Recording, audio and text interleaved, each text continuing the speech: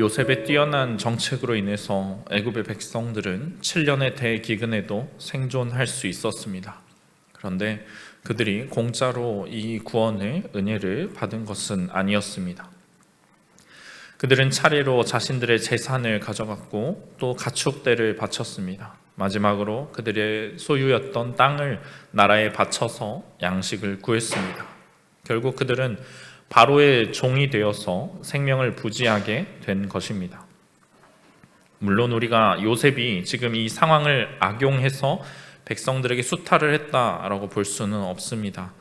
현대를 살아가는 우리에게 요셉의 정책이 다소 몰인정한 것으로 비춰질 수 있지만 고대 근동의 사회상에 비추어 본다면 애굽의 백성들은 나름 합리적인 또 자비로운 대우를 받은 것으로 볼 수가 있습니다.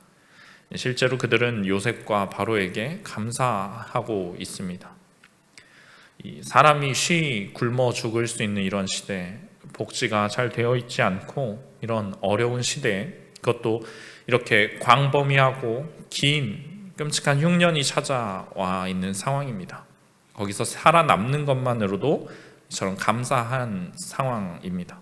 그런데 우리가 이스라엘을 살펴보면 이들이 애굽 사람들과는 비교할 수 없는 복을 받은 것을 우리가 보게 됩니다. 이들은 애굽 땅에 들어가서 애굽 나라에 속해 있는 사람들로 살아가고 있게 됩니다. 그러나 그들이 삶의 모습을 보면 애굽과 전혀 다른 그 사람들과 완전히 구별되는 모습을 우리가 보게 된다는 것입니다.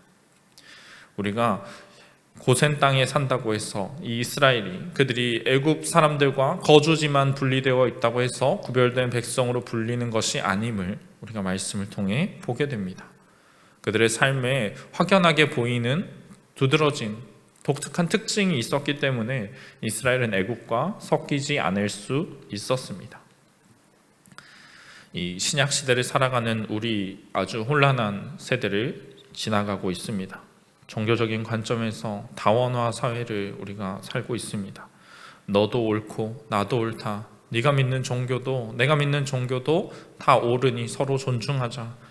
이러한 식의 생각이 어느새 기독교에까지 영향을 미치고 있는 것을 우리가 봅니다. 무엇이 진리인가, 무엇이 그렇지 않은가 분명하게 말하고 분별하기도 어려운 시대를 살아가고 있습니다. 이렇게 혼잡한 시대를 살아가는 우리는 더욱 그리스도인의 구별됨에 대해서 고민하고 생각할 필요가 있습니다. 이스라엘이 애굽에 섞이지 않기 위해서 자신들의 정체성을 굳게 붙들었던 것처럼 우리도 이것을 잡아야 합니다. 우리가 이런 고민에 관심을 가지지 않다 보면 어느새 그들과 다를 바 없이 세상과 섞여버린 교회의 미래를 보게 될 것이기 때문입니다. 오늘 말씀 가운데 우리가 그 지혜를 깨닫기 원합니다. 이 시대를 분별하며 살아갈 그리스도인의 특징이 무엇인지 우리가 말씀을 통해서 함께 살펴보기를 원합니다. 그렇다면 사랑하는 성도 여러분, 애굽과 구별되는 이스라엘의 특징은 무엇입니까? 애굽과 구별되는 이스라엘의 특징, 첫 번째는 상황을 뛰어넘는 형통함이 그들에게는 있다는 것입니다. 27절 말씀 보겠습니다. 이스라엘 족속이 애굽 고센 땅에 거주하며 거기서 생업을 얻어 생육하고 번성하였더라. 야곱의 가족은 애굽 고센 땅에 거주했습니다. 거기서 생업을 얻었습니다. 생업을 얻었다라는 말은 움켜쥐다 혹은 소유하다라는 뜻을 가지고 있습니다. 이것이 의미하는 바는 이스라엘 족속이 바로가 약속했던 대로 애굽 고센 땅을 그들의 소유지로 받았다는 것입니다. 여러분, 이 땅이 이스라엘 족속의 소유지가 되었다는 것은 무슨 말이냐면 이곳이 그들의 자손 대대로 물려줄 수 있는 그들의 소유로 확정이 되었다는 뜻입니다. 이들이 여기서 완전히 터전을 잡았습니다. 여기서 잠깐 거주하면서 쫓겨날 것을 걱정하는 신세가 아니라 완전히 자기들의 터전을 잡게 되었다는 것입니다. 그리고 이들은 이 주어진 땅에서 생육하고 번성합니다. 놀라운 것은 이스라엘이 이같이 생육하고 번성하는 것이 극심한 기근 중에서부터 시작된 일이라는 것입니다. 당시 애굽을 포함해서 근동 지방 전역에 흉년으로 인해서 먹을 것이 부족했습니다. 수많은 사람이 굶어 죽었을 것입니다. 애굽 사람들조차 자기 가진 모든 것을 바치고 겨우 살아남을 수 있었습니다. 종이 되어서 세금을 내면서 살았습니다. 이 큰 재앙의 시기, 목숨을 부지할 수 있는 것만으로도 감사해야 하는 이 시기에 이스라엘은 어떻게 되었습니까? 그들은 아무것도 지불하지 않았습니다. 애굽에 무엇을 내놓거나 하지 않았습니다. 종이 되지도 않았습니다. 그런데 생계를 걱정하지 않아도 될 만큼 풍족한 양식을 받고 땅을 소유로 얻어서 거기서 걱정 없이 세력이 커져가고 있는 것입니다. 여러분, 이렇게 아무것도 기여한 것 없이 양식을 받는 것, 그 당시 엘리트 계급이라 할 수 있는 제사장들이나 받던 대우입니다. 이것을 이스라엘이 지금 애굽으로부터 받고 있는 것입니다. 세상 사람들은 지금 겨우 목숨만 부지하고 있고 망해가고 있습니다. 이 기근이 끝난다 한들 땅은 그들의 소유가 아니고 계속해서 세금을 내야 하는 참 어려운 상황에 닥쳐 있는데, 이스라엘 족속은 날로 날로 생육하고 번성하고 있는 것입니다. 이런 기근의 때, 경제가 어려울 때 자연스럽게 아이들을 낳는 일이 줄어듭니다. 먹여 살릴 입이 늘어나기 때문에, 곧바로 눈에 보이기 때문에 함부로 아이들을 많이 낳지 못합니다. 사업을 확장한다거나 하는 일, 감히 상상조차 할 수 없습니다. 현상 유지만 해도 다행이다 여기고 있는 상황에서 이스라엘은 그런 걱정 없이 지내고 있습니다. 먹을 것이 풍부하고 안정된 보금자리에서 하나님의 말씀대로 생육하고 번성해 갑니다. 자녀를 낳고 기르고 있습니다. 여러분, 이들이 생육하고 번성하던 시기가 애굽의 황금기가 아니라 그들이 참 애굽이 어려운 시기에 이러한 일이 일어났다는 것을 생각해 보면 우리는 자연스럽게 다음과 같은 결론에 이르게 됩니다. 이스라엘의 생육함과 번성함은 그들이 좋은 환경에 있었기 때문에 따라온 당연한 결과가 아니라 하나님께서 그들에게 주신 특별한 은혜로 인한 형통함이라는 것입니다. 그들이 뒷배경이 있어서 처음부터 좋은 곳에서 자리를 잡았기 때문에 이처럼 강성해진 것이 아닙니다. 같은 시기에 주변의 모든 사람들 쇠하여지고 있습니다. 그런데 이스라엘이 도리어 강해집니다. 하나님께서 그들에게 은혜를 베푸셔서 이러한 일들을 행해 주십니다. 그래서 이스라엘은 결국 나중에 훗날 애굽을 위협할 정도로 그 세력이 늘어나게 되었습니다. 이때부터 그것이 시작되어 왔습니다. 70명에 지나지 않았던 그들의 시작을 생각해 보면 참으로 놀라운 기적이 일어나게 되었습니다. 여기에 사용된 생육하고 번성한다라는 표현이 의미심장합니다. 왜냐하면 이것은 창세기 1장 28절에서 하나님께서 최초의 사람에게 주셨던 창조의 명령 이후에 창세기에서 계속해서 흘러내려오던 생육과 번성의 축복이 성취되었음을 선언하고 있기 때문입니다. 창세기 12장에서 하나님께서 아브라함에게 그 약속을 직접 주셨습니다. 그리고 그 약속이 그의 후대에 와서 이제 성취되는 것을 보고 있습니다. 그런데 하나님께서는 가나안 땅에서 일을 이루신 것이 아니라 애굽 땅으로 그들을 인도하셔서 약속하신 복을 성취해 주고 계십니다. 하나님께서 과거 베델에서 야곱에게도 직접 약속을 주셨습니다. 35장 11절 말씀에 하나님이 그에게 이르시되 나는 전능한 하나님이라 생육하며 번성하라. 한 백성과 백성들의 총회가 내게서 나오고 왕들이 내 허리에서 나오리라. 하나님께서는 야곱의 이름을 너를 이제 이스라엘이라 부를 것이다 약속하시면서 너의 후손들이 나라를 이루게 될 것이다 말씀하셨습니다. 야곱은 자신의 자손들이 번성하는 것을 보면서 그 오래전 하나님께서 내게 주셨던 그 약속이 이제 이루어져 가고 있음을 보고 있습니다. 늘어나는 자손들을 보면서 야곱의 마음이 얼마나 기쁘고 감사했겠습니까?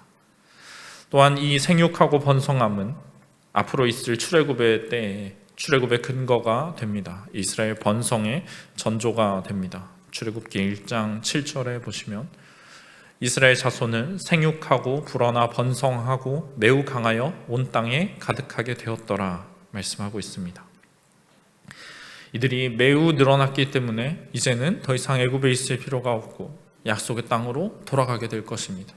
하나님께서 이 모든 것을 예비해 두셨음을 우리는 발견하게 됩니다. 하나님의 백성에게 있어서 형통함의 근거가 무엇인가 우리가 이스라엘 백성을 보면 깨닫게 됩니다. 그들이 엄청난 재산을 가지고 있었던 것이 아닙니다.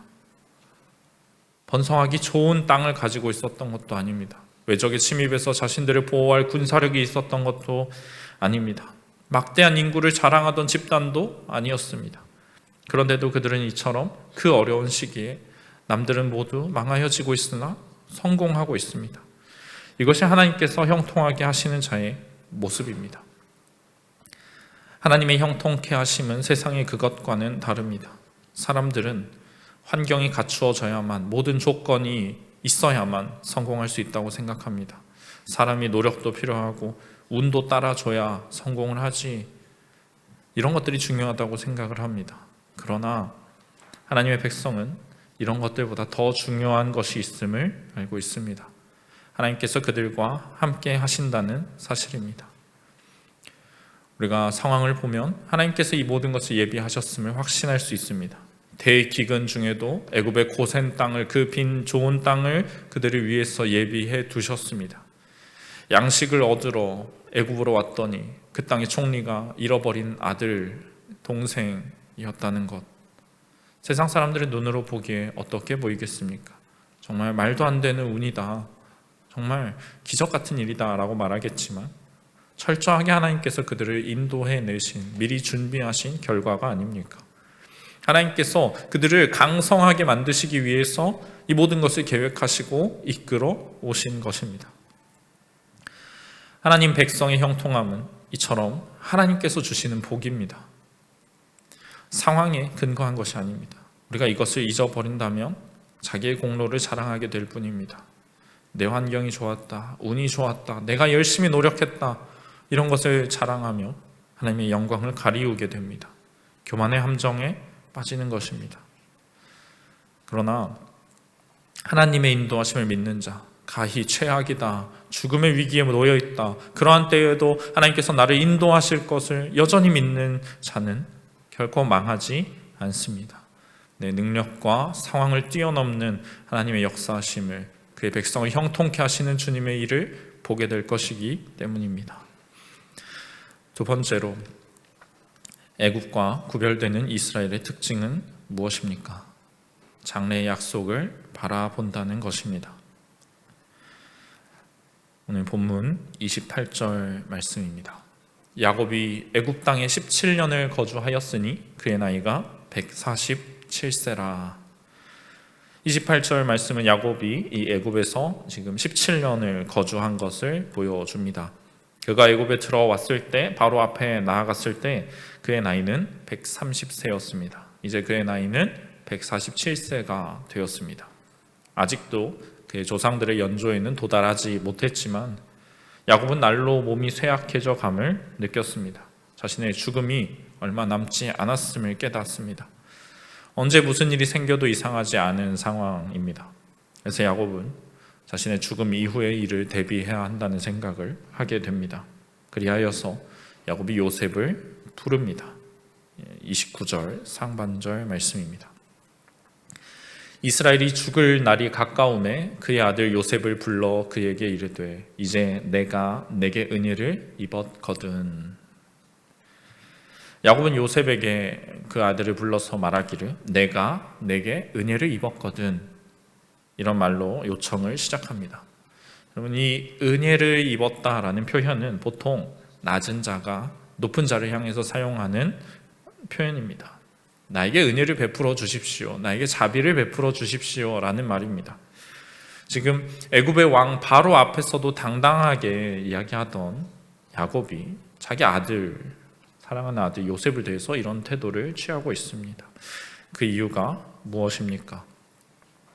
물론 지금 야곱은 죽을 날이 얼마 남지 않은 노인입니다. 쇠약해졌고 집에서도 큰 힘을 발휘할 수 없습니다. 반면 요셉은 어떻습니까? 애굽 전역을 다스리는 총리로 가장 힘이 강력한 때를 지나고 있습니다. 아무리 부모 자식 간이라고 해도 야곱이 조심스러운 부분이 있을 것입니다.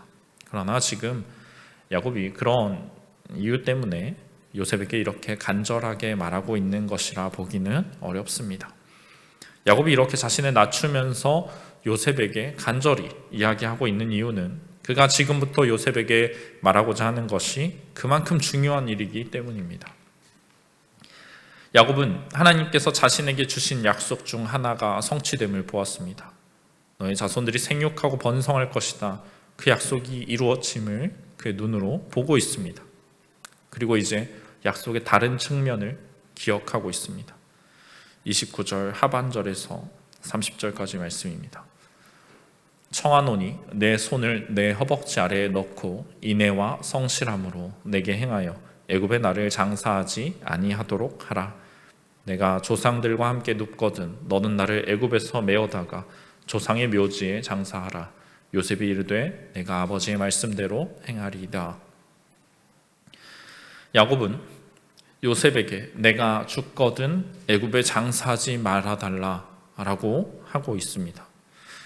인애와 성실함으로 하나님께서 그의 백성들에게 베푸시는 이러한 자비와 같은 표현입니다. 자비를 베풀어서 나를 애굽에 장사하지 말아달라고 간곡하게 부탁하고 있습니다.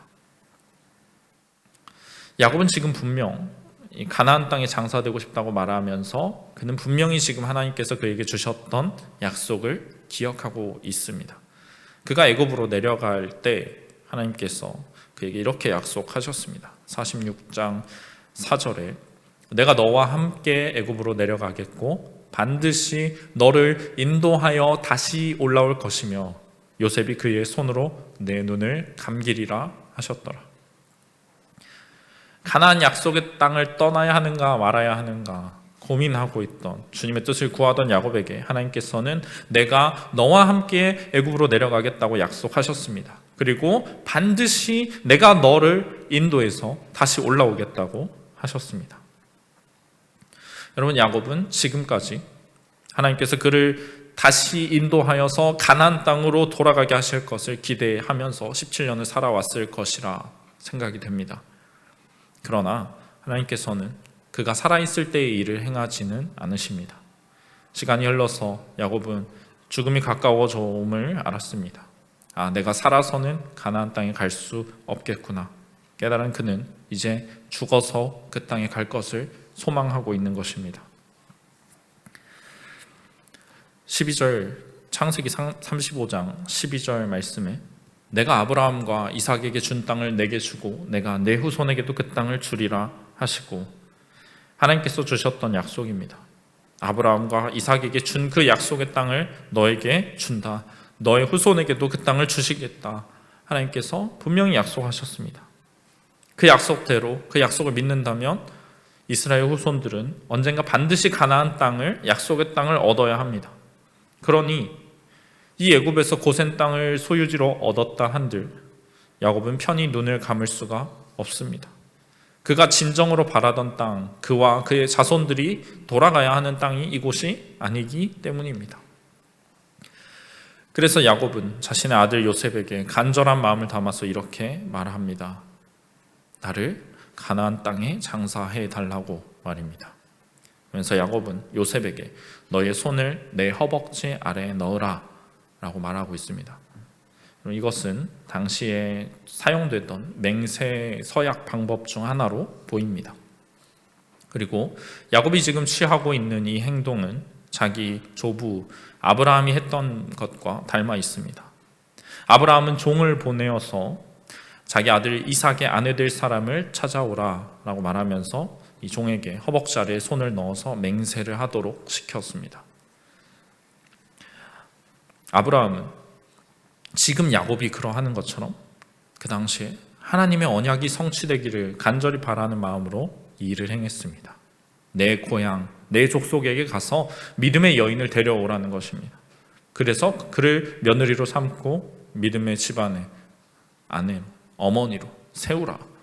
이 일이 얼마나 중요한지 네가 기억하고 반드시 그대로 행하라. 이렇게 맹세를 시켰습니다. 이삭으로 하여금 믿음의 자녀를 얻게 만드는 것, 아브라함에게 있어서 그것이 언약의 성취였습니다. 그리고 이제 야곱에게 있어서 그가 죽은 후에 이 애굽 땅이 아니라 가나안 약속의 땅에 장사되는 것이 언약의 성취입니다. 그에게 있어서 이 땅으로 돌아가 장사되는 것이, 그의 조상들과 함께 묻히는 것이 이처럼 중요한 일입니다. 아브라함이 죽기 전에 그의 마지막으로 자기 아들에게 아내를 얻어주는 일에 몰두했던 것처럼 야곱도 자기 아들 요셉으로 하여금 내가 애굽이 아니라 약속의 땅에 돌아가게 될 것을 네가 이루어 주기를 맹세시키고 있습니다. 야곱이 가나안 땅에 장사되고자 하는 것, 어떤 향수병 때문이 아닙니다. 죽어서라도 내가 나고 자란 고향에 묻히고 싶다, 이런 인간적인 마음과는 다른 것입니다. 내 조상들이 그러했던 것처럼 가나안 땅을 향한 마음이 내게도 끝까지 남아있음을 보여주는 행위입니다. 야곱은 자신이 저 가나안 땅의 장사됨을 통해서 내 믿음이 거기에 있음을 보여주고 있습니다. 또한 야곱은 자신이 이곳의 장사됨을 통해서 자신뿐만 아니라 자손들이 그 믿음을 가지게 되기를 소망하고 있었을 것입니다. 남는 자들에게 우리가 돌아가야 할 땅, 우리의 조상이 묻혀있고 하나님의 약속이 있는 땅이 이곳이 아님을, 애굽 고센 땅이 아니라 저 가나안임을 기억하도록 이 일을 행합니다. 왜 애굽 땅에 그들이 계속해서 머무르면 안 되는지, 하나님께서 약속하신, 보여주신 땅이 어디인지를 그들에게 보여줍니다. 여러분, 이러한 야곱의 모습은 애굽인들로서는 이해할 수 없는 것입니다. 애굽의 이 좋은 고센 땅을 떠나서 가나안 땅에 장사되겠다니, 여러분, 거기는 지금 후손들이 제대로 돌볼 수도 없는 곳입니다. 그저 밭에 굴을 하나 사서 거기에 장사되어 있는 땅, 가나안 땅이 또 젖과 꿀이 흐르는 땅이라 묘사되어 있어도 애굽의 땅과 비교했을 때 더 좋은 땅이라 할 수도 없습니다.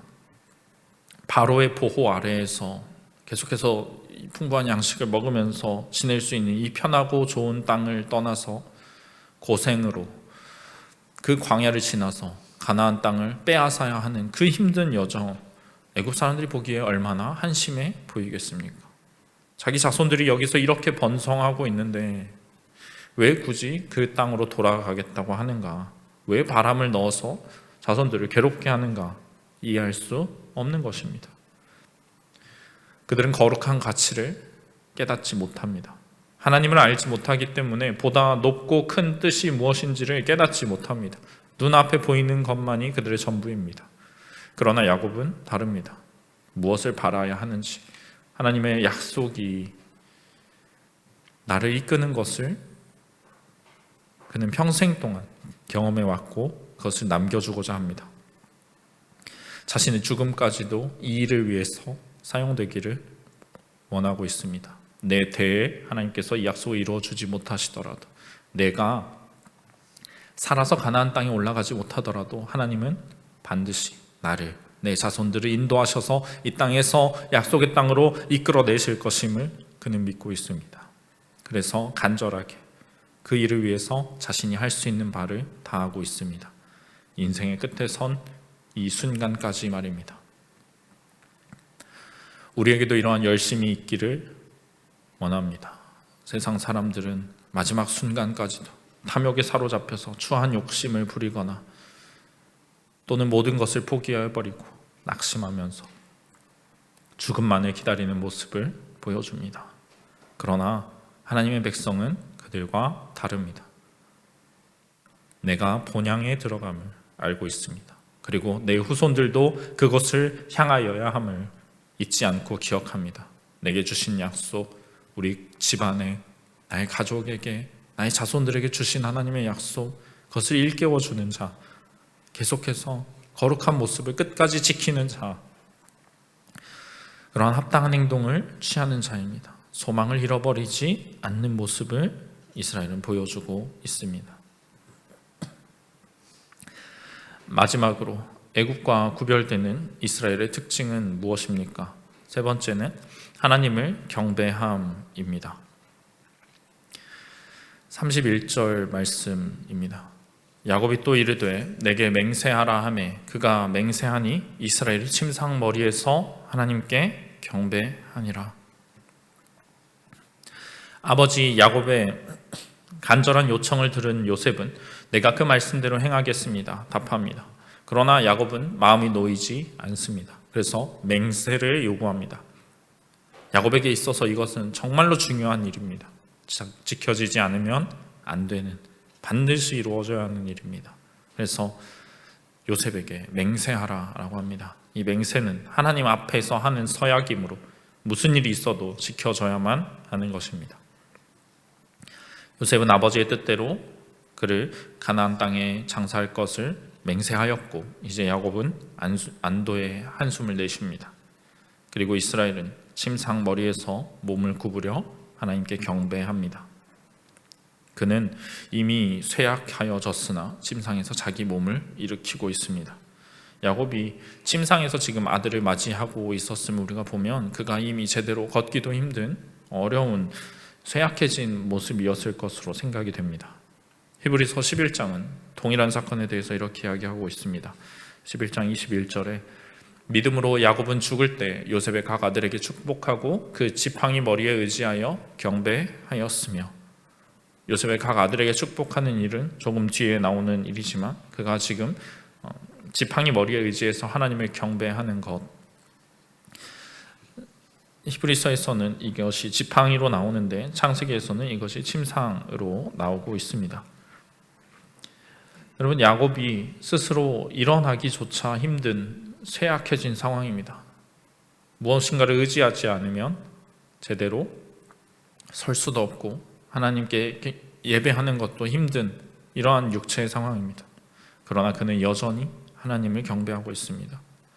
그에게 주신 하나님의 약속이 다 성취되지 않은 것처럼 보이지만 그는 믿음의 눈으로 이것을 이미 바라보고 있습니다. 자손들이 아직 충분히 생육하거나 번성하지 않았고 왕들이 낳은 것도 아니고 나라가 세워진 것도 아닙니다. 약속의 땅을 아직 얻지 못했습니다.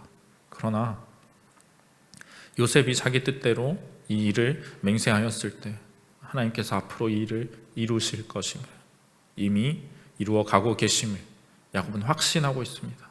그래서 감사함으로 주님 앞에 경배합니다. 이러한 야곱의 행동은 그가 자기를 애굽으로 인도하셨던 하나님의 말씀을 온전히 믿고 있다는 것을 보여줍니다. 야곱은 결국 자신이 약속의 땅에 가게 될 것을 확신합니다. 자신뿐만 아니라 이스라엘 족속도 그 땅에 가게 될 것을, 거기서 하나님의 약속대로 땅을 차지하게 될 것을 믿고 있습니다. 여러분, 야곱의 그 인생 끝에서 그가 하나님을 경배하는 모습, 결국 하나님을 의지하고 있음을 봅니다. 야곱은 한평생 자기 꾀와 계략으로 살아가려던 사람이었습니다. 자신의 힘으로, 똑똑한 머리로 목적을 이루려 하던 사람이었지만 그가 이제 죽음을 앞두고서 자신의 궁극적인 희망은 하나님의 약속에 있음을 보여주고 있습니다. 이런 야곱의 위대한 믿음, 애굽인들로서는 감히 상상조차 할 수 없는 것입니다. 그들의 종교에는 이러한 믿음이 없습니다. 세상의 종교에는 이러한 믿음이 존재하지 않습니다. 나에게 좋은 것을 주기 때문에, 내게 복을 줄 것을 생각하고 우상들을 섬기지만 그 일이 틀어졌을 때 누가 그 믿음을 여전히 소유하고 경배할 수 있겠습니까? 각종 다양한 우상들을 섬기면서 어떻게든 내 탐욕을 채우고자 하는 이 애굽의 종교, 충성된 믿음을 이해할 수 없는 것입니다. 세상은 그리스도인의 믿음을 미련한 것이라 말합니다. 어찌 하나님만 경배할 수 있냐고 말할 것입니다. 이게 지금 죽음의 순간에 다 다다라서 이루어진 것이 없는 것처럼 보이는데 어찌 계속 하나님만 붙들 수 있느냐 말할 것입니다. 이른 비와 늦은 비에만 의존하는 것이 어리석은 일이라고, 웅덩이를 이곳저곳 파놓고 모든 보험을 드러나야 하지 않겠냐고 말합니다. 하나님께도 절하고 바알에게도 절하고 애굽의 각양각색 우상들에게도 절해보는 것이 어떻겠느냐고, 그것이 더 유익하지 않겠냐고 말합니다. 그래야 하나님이 도와주시지 않더라도 살 길이 있지 않겠냐고 외칩니다. 그 외침이 요즘 이 시대에도 똑같이 들리고 있지 않습니까? 하나님만 의지하지 말라고, 사람도 좀 의지하고 너의 가진 재산도 능력도 좀 의지해 보라고, 꾀와 지략으로 또 때로는 불법적인 일을 행해서라도 너의 살 길을 도모하라고 우리에게 외칩니다. 또 세상은 우리에게 우리의 상황을 지적하고 공격을 합니다. 우리의 몸을 보라고, 쇠약해져서 제대로 일어나지도 못하고, 상황을 보라고, 먹을 것이 날 것이 없는 이 상황에서 어떻게 형통해질 수 있겠느냐 말할 것입니다. 하나님께서 약속을 지켜주지 않으셨는데 언제까지 하나님만 붙들고 있을 것이냐고 말할 것입니다. 그러나 우리는 그럼에도 불구하고 하나님을 경배하는 자로 남아야 할 것입니다. 그들이 우리를 향해 무엇이라 말하든 이해하지 못하든 우리는 그 믿음을 보여주어야 합니다.